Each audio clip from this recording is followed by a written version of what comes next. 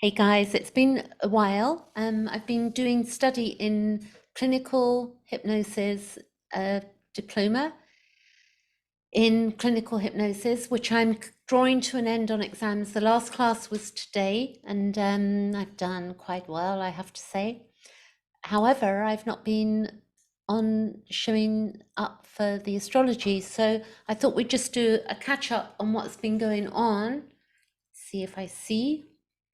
So normally it's dark when I do these videos as well. Not that anybody watching me will probably even notice, but I notice myself. So what we have going on, let me get my marker.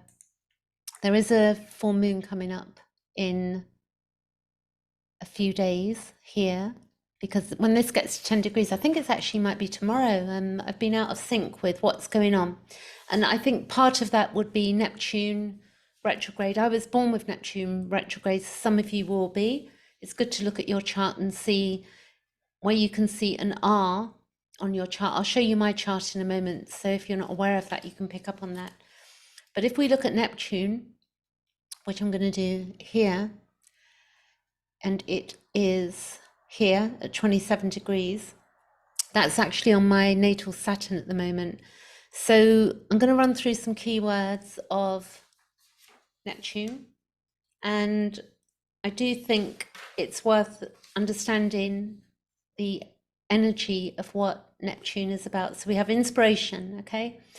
We have the martyr complex. We have oneness, psychic sensitivity. So you may, at the moment, I've been having really wild dreams. We've got sacrifice, we've got enlightenment, ecstasy, dreams, dissolution, disintegration, disillusionment. So there can be that when when Neptune is retrograde, we can feel this sense of disillusionment with what's around us, or maybe we may not feel that people get us. It can be deception, confusion, compassion, anxiety, addiction, glamour, guilt, ideals, illusions. It's where we can be impressionable. So we have to watch out, that we're not going into delusion, and also that, we can be impressed upon others in a good way, and others can impress upon us in a good way. But sometimes it's impressionable that's not in a healthy way. So we have to decide for ourselves. We've also got fascination, escapism.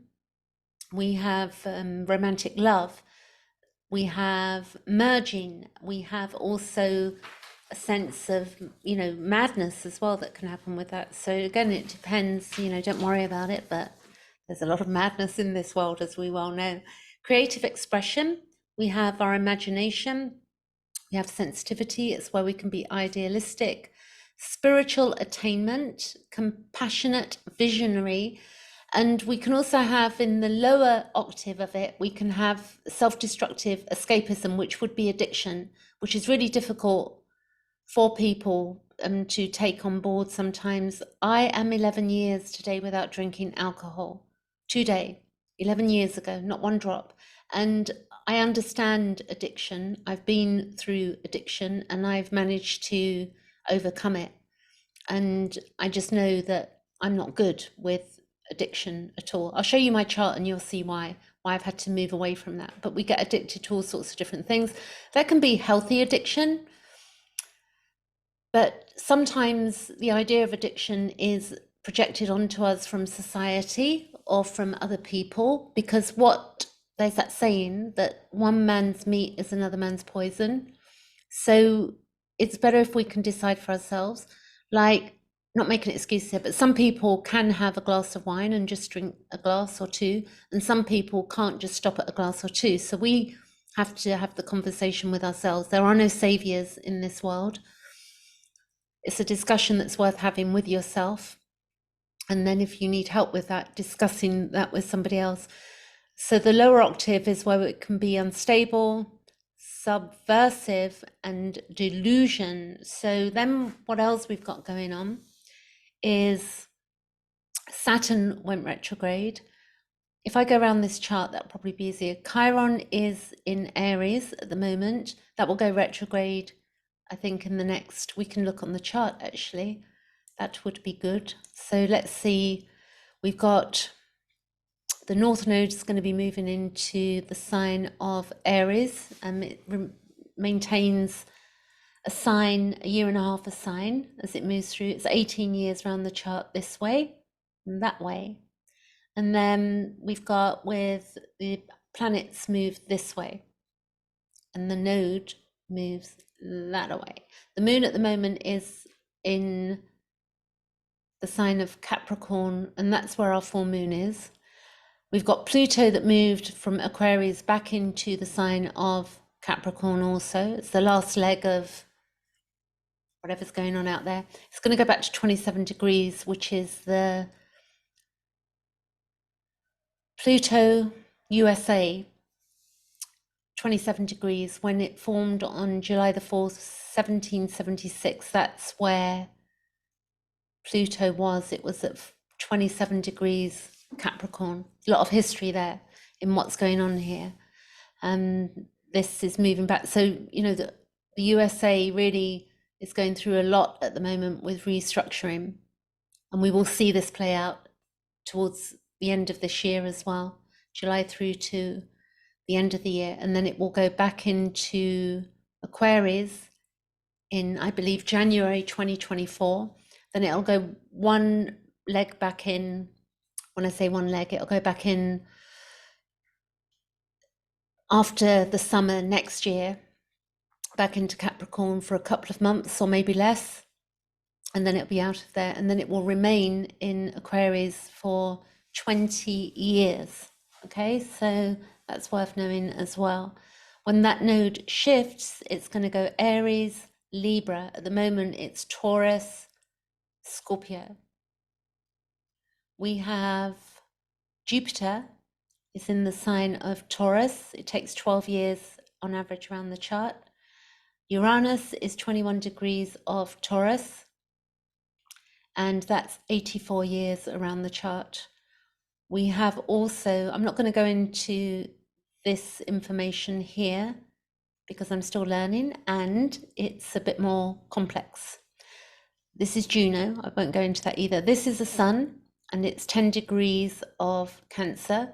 We've got Mercury, which is in Cancer also, which actually, let's have a definition of that, because I'm good on, as we learn, it's like to take in information, we get to know our own stuff first, and then we begin to learn about our friends, and then we begin to dig into, as we go through understanding astrology, we learn more and more. You can't stop learning with astrology. It's a never-ending movement, you know, the skies and aspects, as we know, for people who know astrology, are like this in the center here. And there's a lot here because I'm using a lot more planets and asteroids. So it makes it look busier. When you see my own chart, you'll see something different going on. So Mercury in the sign of Cancer, it's where we place importance on communication within the family. Information about family and its background is also important to us when it's in Cancer, yeah?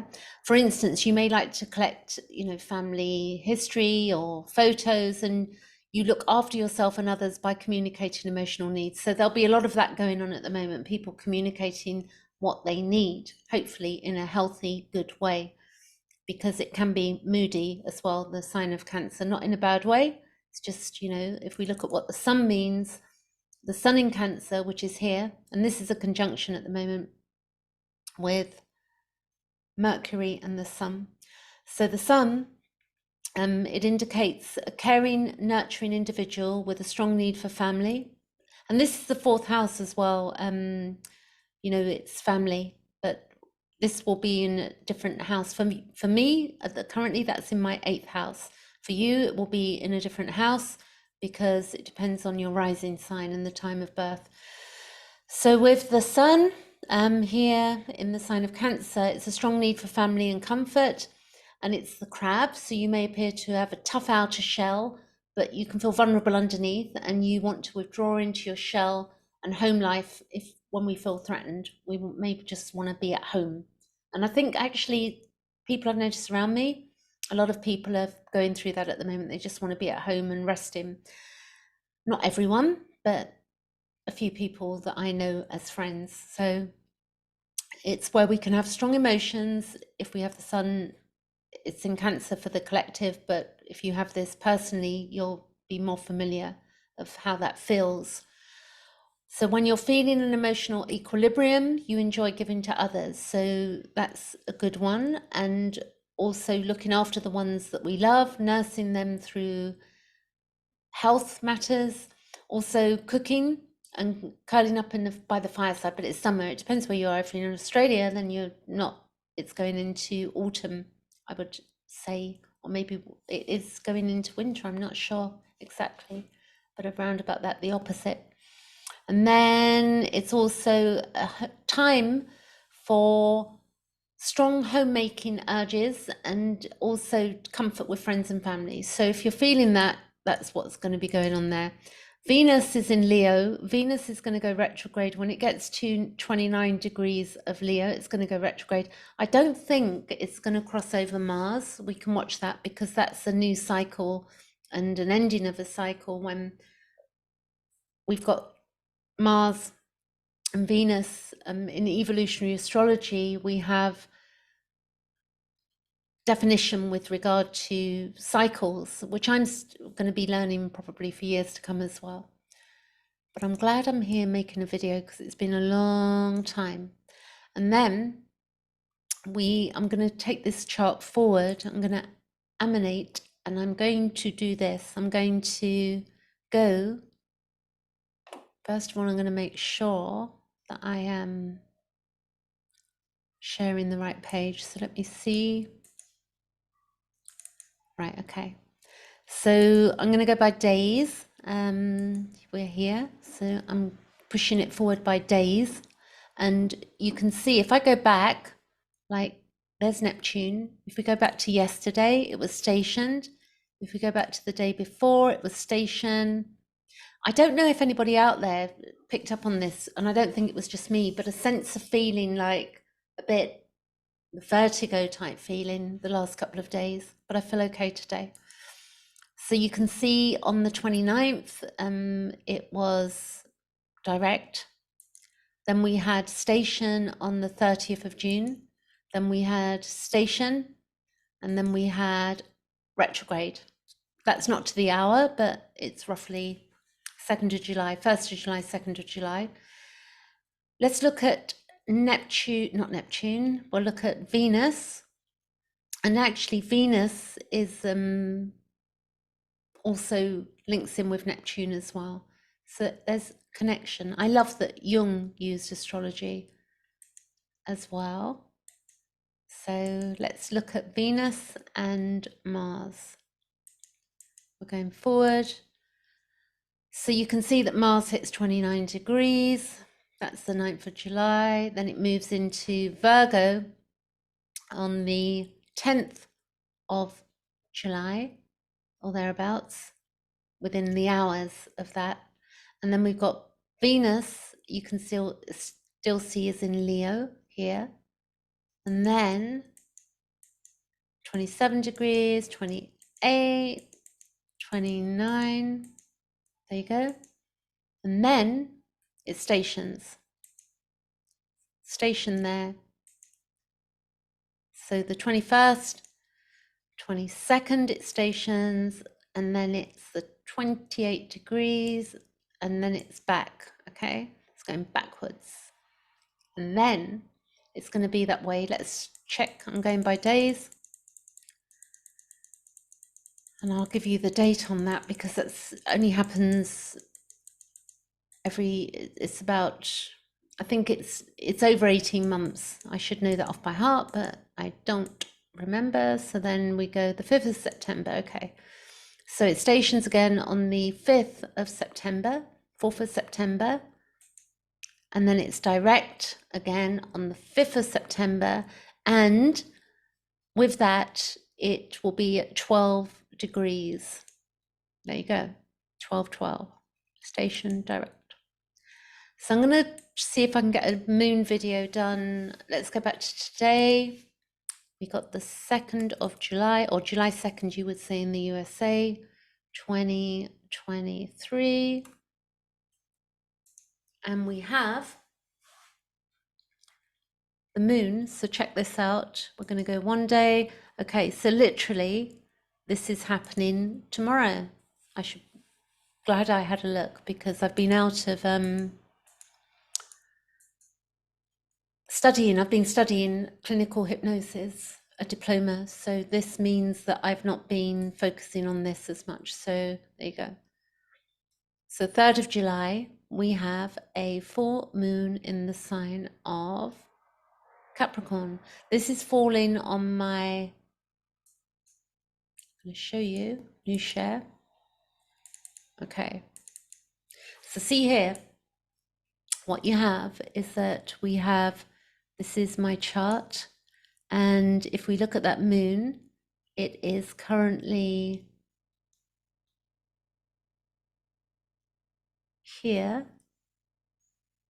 Let's see, Capricorn. Okay, so it's actually happening for me in my 2nd house here, which is about values and needs.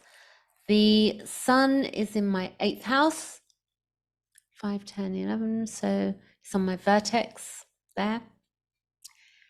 I've still got a lot to learn about that as well. And we've got, if you look at your chart and you look where Capricorn is, then you're going to see where it's going to fall and what house. So if it's this degree here, it will be completely opposite the sun.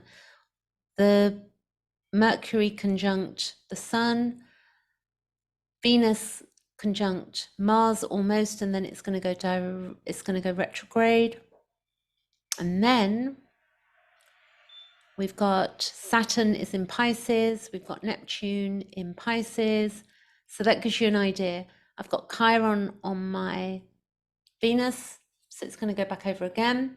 That's a lot of healing going on for me. This is a really interesting, when we look at our own charts and as we develop through life and the changes that we go through, we begin to see, you know, how things, what we're feeling inside is transposed onto the chart, basically.